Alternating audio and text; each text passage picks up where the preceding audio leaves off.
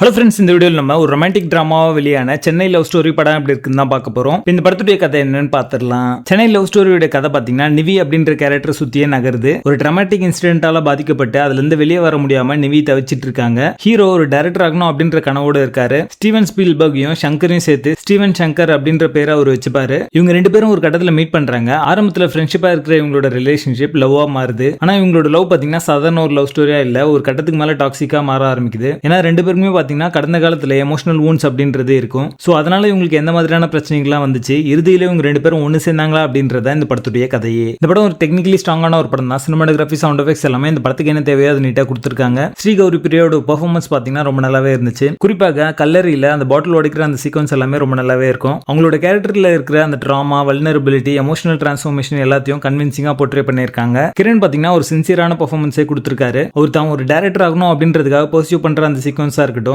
வாசுக்கும் இருக்கும் இருக்க அந்த சீக்வன்சஸ், டைரக்டர் கிட்ட சான்ஸ் கிடைச்சதுக்கு அப்புறமா நிவி கிட்ட எப்படி பழகுறாரு அப்படின்றது எல்லாமே பார்க்கிறதுக்கு நல்லா இருக்கும். இந்த படத்துடைய பெஸ்ட் மூமெண்ட்ஸ் எல்லாமே பாத்தீங்கன்னா ஃபர்ஸ்ட் ஹாஃப்லயே முடிஞ்சிரும் அப்படின்னு சொல்லலாம். அதுக்கப்புறம் செகண்ட் ஹாஃப் பாத்தீங்கன்னா ரொம்ப ஃபிளாட்டான ஒரு நரேஷன் தான் கொடுத்திருப்பாங்க. படத்துடைய டியூரேஷனே பாத்தீங்கன்னா 3 hours ரன் டைம் இருக்கும். கண்டென்ட் குறைவா வச்சுட்டு ரொம்ப ஸ்ட்ரெச் பண்ணி 3 மணி நேரம் சொன்னா எப்படி இருக்குமோ அந்த மாதிரி தான் இந்த படம் இருக்கும். படத்துடைய ஃபர்ஸ்ட் ஹாஃப்ல டீசெண்டா போயிட்டே இருக்கு அப்படின்ற மாதிரி ஒரு தாட் இருந்தாலும் செகண்ட் ஹாஃப்ல பாத்தீங்கன்னா அப்படியே அப்ரப்டா கட் பண்ணிட்டு ரொம்ப வீக்கா கொண்டு போயிருப்பாங்க. இந்த படத்துல இருக்கிற ட்விஸ்ட் அண்ட் டர்ன்ஸ் எல்லாமே எல்லாருக்குமே ஒர்க் அவுட் ஆகாது. கிளைமேக்ஸ் இன்னும் கொஞ்சம் பெட்டரா பண்ணிருக்கலாம் அப்படிங்கிற மாதிரி தோணுச்சு. கோஸ்ட் அப்படிங்கிற இங்கிலீஷ் படத்துடைய இன்ஸ்பிரேஷன் பாத்தீங்கன்னா இந்த படம் முழுக்கவே இருக்கு. படத்துடைய பேசிங் ஆவரேஜா இருக்கும். சரி, இந்த படத்தை பார்க்கலாமா வேணாமா அப்படின்னு கேட்டீங்கன்னா இந்த படம் எனக்கு பெருசா ஒர்க் அவுட் ஆகல, நான் ஸ்கிப் அப்படின்னு தான் சொல்லுவேன். மொத்தத்துல இது ஒரு பில் ஆவரேஜ் மூவியா வந்திருக்கு. படத்துல அடர்கானட் இல்ல. இந்த படத்தை நீங்க ஃபேமிலியோட பார்க்கலாம். சென்னை லவ் ஸ்டோரி படத்துக்கு எங்களோட ரேட்டிங் 4.5 out of 10.